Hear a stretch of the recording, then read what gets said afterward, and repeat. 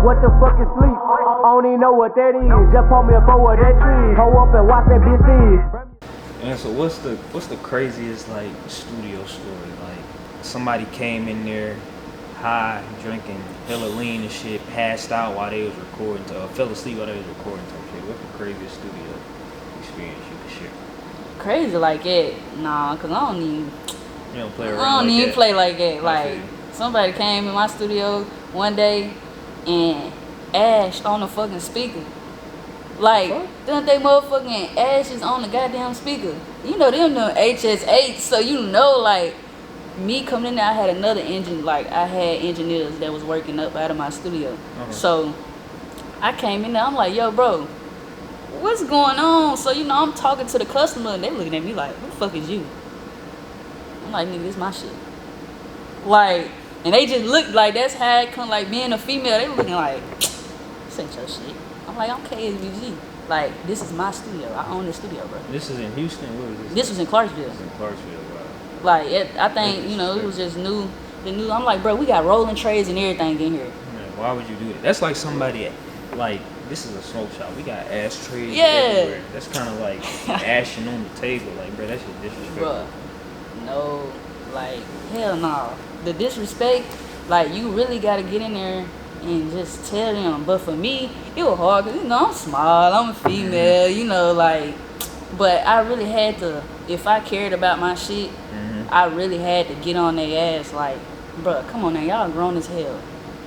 Ain't no way y'all should be ashing on the speakers if it's the whole fucking rolling tray right here, like, clean that shit up. Right. Like, or I'm charging a fee. Like, you gotta be like that. And then they respected me after that. Like, they became consistent customers after that. Cause they like, man, you came in there. Like, I ain't gonna lie. Like, I mostly record male, you know, so like a lot of them, they really have respect for me because it's like, you know, I'm cool. Like, I'm cool as hell, laid back, I don't do too much. And, you know, they look at everything I do like, damn, you got your studio, like, hey, you know, you just gotta put your foot down sometime, man, and people just run over you. Yeah, you actually, like, you know, putting together a studio and like having people come in and like how you got it set up, like the whole design and shit, that's a lot bigger than you think, you know, for real. It really is. I had like a poster of like little plaques, you know, because I ain't got no Billboard plaque yet, but, you know, some of the locals that I produced, I put them on the wall.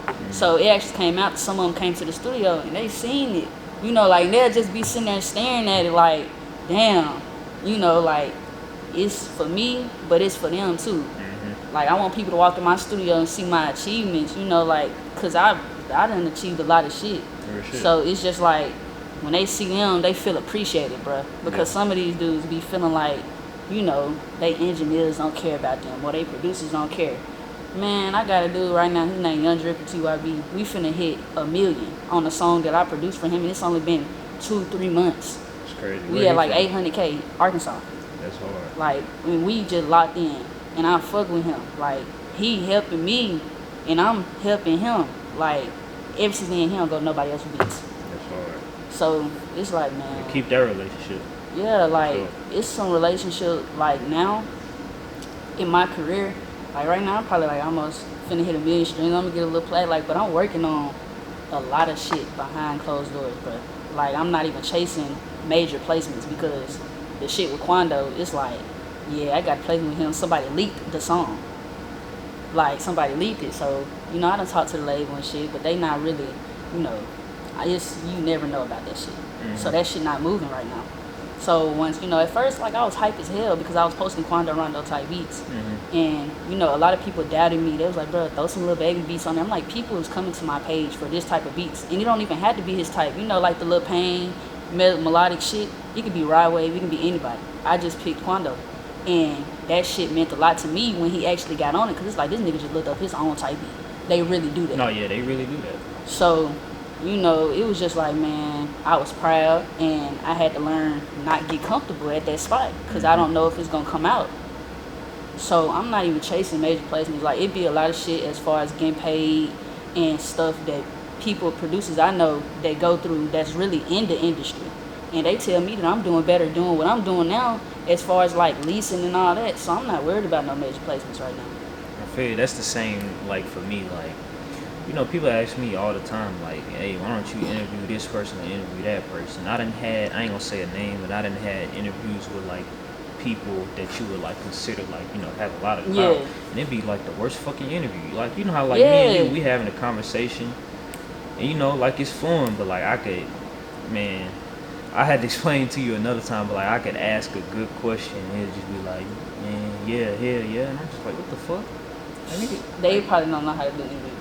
Yeah, but that's just an example of like why I don't even care to chase like what they would consider a big interview. Yeah. Like, I rather like connect with people like, you know, like me and you. Like I rather connect with people that like I actually know, we can actually talk, you know what I'm saying? Yeah, like it's like, man, that's just like me with producing. They don't really want to pay attention until you work with somebody big. But Young Drippy, he's local, and bruh is blowing up. So it's just like, bruh, like you never know who you're at work with. Me and him building the sound. Like that video, he just dropped another video. It's about like 30K right now. He dropped it 2 weeks ago with my beat, and we got some more in the vault. Like it's just, man, you gotta just build. That's what I'm on right now. Just building. I don't want to speak too soon, but I noticed that like a lot of times when an artist, like let's say they blowing up or they get like their first million views or something like that, usually a big artist, like I seen it happen with Lil Baby and Rob 49. Like I don't remember what song he got on. You probably know what I'm talking about. But I noticed like a lot of times when the artists are like they starting to blow up, a major artist will like hop on one of their beats. So shit, possibly you could have, you know, someone we consider a major artist hop on your beat through the guy you talking about. Real shit. Yeah, I can't even.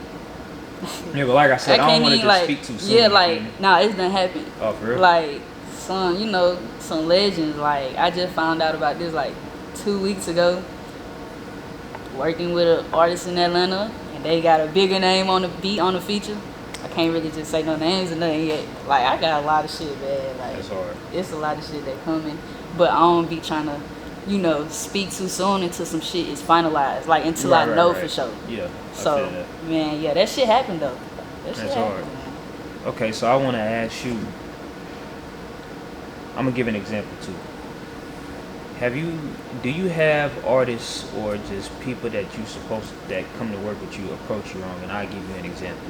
Like, you know, I'm a blogger. I run a website, and you know, if somebody want their music promoted, they can do that. But you know, for using my platform, you know, I mean, I need something for that. Like, you feel me? This is my platform. I spend money and time building this. So, you know, if you want to benefit off of it too, you know, I need something. You feel me? Yeah. So, but I have people come to me and just I done had people be like, hey, post my shit or post me. And I'm just thinking to myself, like, bro, you don't talk to me like that. Like, don't come to me and just say post me. I'm not finna do that. Like, if somebody hit me up and be like, hey, bro, what I need to do to get my video uploaded or how much is promo, that's the right way to approach me. But the first way, that's not how you should approach me. Like, that's really just gonna turn me off. Like, bro, get the fuck on.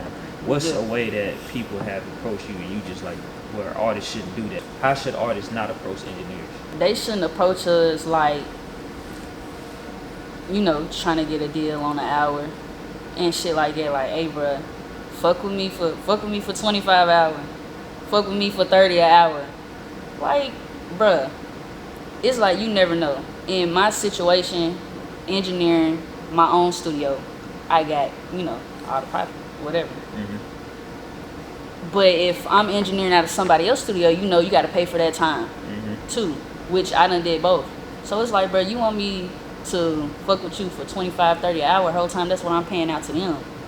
You know, I charge like 65 an hour, minimum of 2 hours to book. So it's like, bro, we can probably work out something if you get a couple. You know, that's when the deals come in. But don't just be like, bro, fuck with me for 25, or they'll ask me my prices. Well, shit, I went somewhere else and they charged me 25 an hour. Okay, go to them. Right. But it's the reason you coming to me though. So, bro, hell no. I hate that shit, bro. Don't approach me talking about anybody else neither though. They prices, you know, our situation's different. It depends on the quality, the equipment.